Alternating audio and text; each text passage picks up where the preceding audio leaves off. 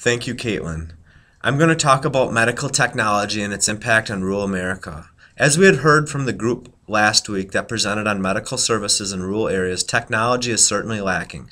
So what can be done to help those in need of a lack of medical services and with only 10% of doctors practicing in rural areas?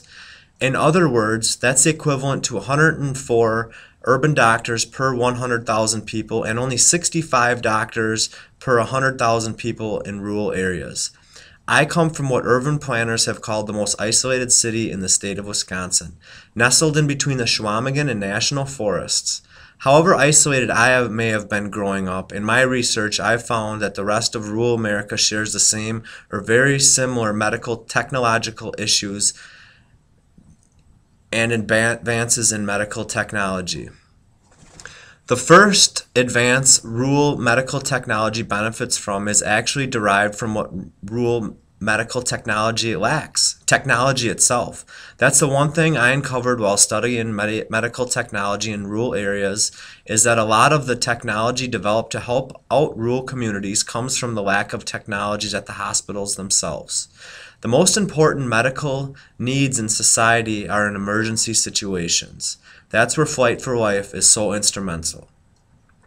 First introduced in 1972 at St. Anthony Central Hospital in Denver, they use helicopters in rural areas to transport patients to urban hospitals or to a hospital period if you're really out in the middle of nowhere. In a rural area such as where I grew up, there is a hospital but cannot service severe injuries that involve severe trauma from car accidents, for example, or cases that involve specialized medical attention.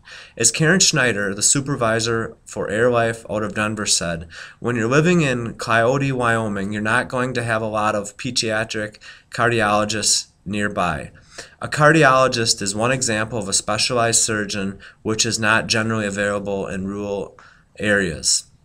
Using Park Falls as an example, Flight for Life transports severe injuries or severe medical emergencies to the Marshfield Clinic in Marshfield, Wisconsin, which is a 2-hour drive from Park Falls. The helicopter can make the straight shot flight in less than 45 minutes, greatly impacting the chance for survival as every second can count.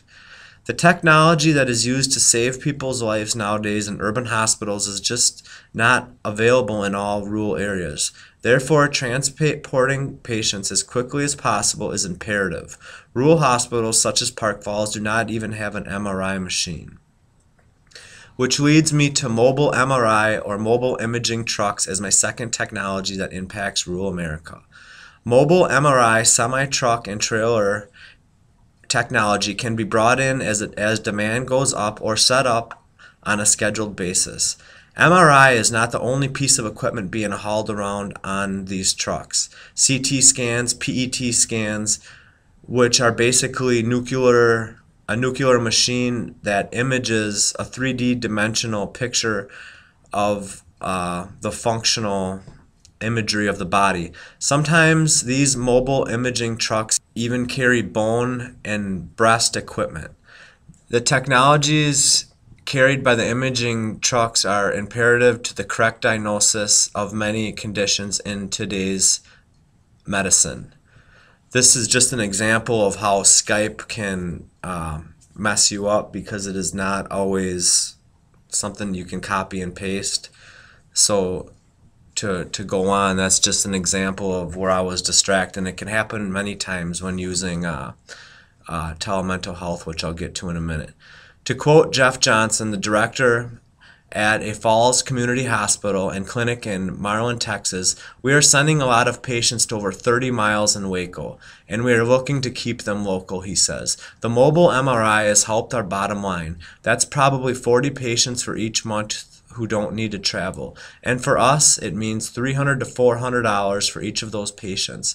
The mobile company has a marketing person who contacts all the doctors in our area of service, and we get referrals from other doctors who know we have the MRI. So that mobile MRI is making money for the hospital by not having to send the patients away and saving the patients money by not having to travel. Having to travel and all the pains that it can cause leads me to my next important medical technology, which is referred to as telehealth or telemental health.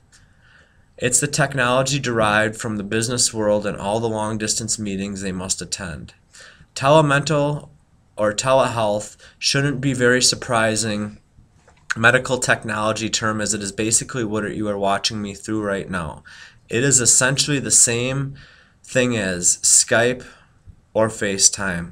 However, telehealth technologies are encrypted technologies and are in most cases HIPAA compliant and in use by private practitioners, private clinic networks, hospitals, government agencies, along with psychiatrists, psychologists, counselors, social workers, along with government agencies and solo online private practice counseling. Over 70 different telehealth and telemental health programs are available.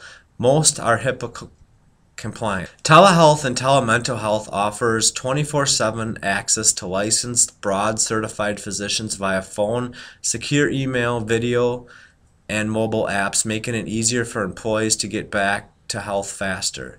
Staying healthy and remaining productive at the workplace are also beneficial.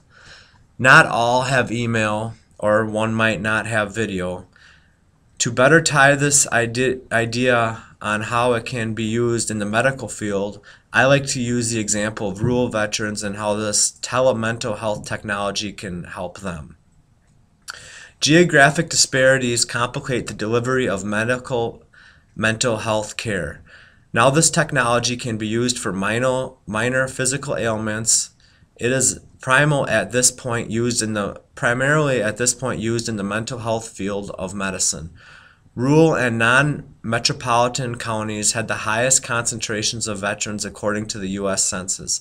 An American Consumer Satisfaction Index survey of 53,788 visitors to the United States Department of Veterans Affairs website found that 37% of veterans say they have to travel an hour or more to the nearest Veterans Affairs facility, according to researcher Kim Natsy.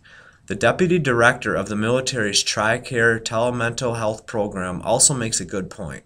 She said that especially within the VA, there is a negative label casted on you if you seek medical health services.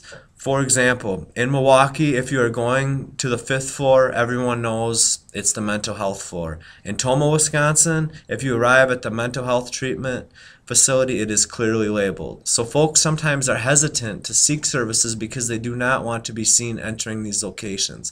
Using telemental health technology can take away that fear of being labeled. The negatives of speaking with a client via telemental health may report a sense of disconnect with their healthcare providers. Not being in the same room as clients takes away a lot of the nonverbal communications. Doctors, however, will tell you that they are watching every moment. So looking at the impact of medical technology from a human or social services standpoint, the lack of trained social workers or counselors at many times leads to an extra stress on people working in the medical field. Rural hospitals, for the most part, do not have social workers, and hospitals such as Park Falls, which only have discharge planners. One example is when my grandmother was called to the hospital to advise her my uncle was being airlifted to the Marshfield Clinic. One thing she told me she remembers is the EMT telling her to kiss her son goodbye because it was unlikely he would make it to Marshfield alive. They were telling her as they stuck the second EpiPen into his heart, trying to revive him. Not a social worker or counselor around. My grandmother, having the right to be upset, only had a nurse to briefly speak to as the doctor was unavailable. So the patient flies away. Now the family has to travel 90 miles to the Marshfield Clinic, and with going through all the small towns, it's like 2 hours. So for a 2-hour trip, the family with 2 carloads packed full of people traveling over 80 miles per hour, praying the whole time for 2 hours, has no idea in the meantime how the patient in the helicopter is until they arrive at the hospital. Now when the family gets to Marshfield, this puts an extra strain on the services that are not provided in the family's hometown. If it were not for Flight for Life, I would personally know 4 people that are not with us today. We have all heard last week the medical struggles rural America faces in a variety of ways. I showed you how rural healthcare even lacking the modernized infrastructure and technology, can benefit from advances in high-tech creation. Is it possible to have MRIs in every hospital, or a vast variety of surgeon in rural areas to alleviate the need for mobile imaging trucks and telemental health? Yes, with enough money and resources. However, it is probably not going to happen. So these technologies I have mentioned will continue to help those when they need a simple checkup, or those in critical care that need the most immediate help in the furthest reaches of rural America.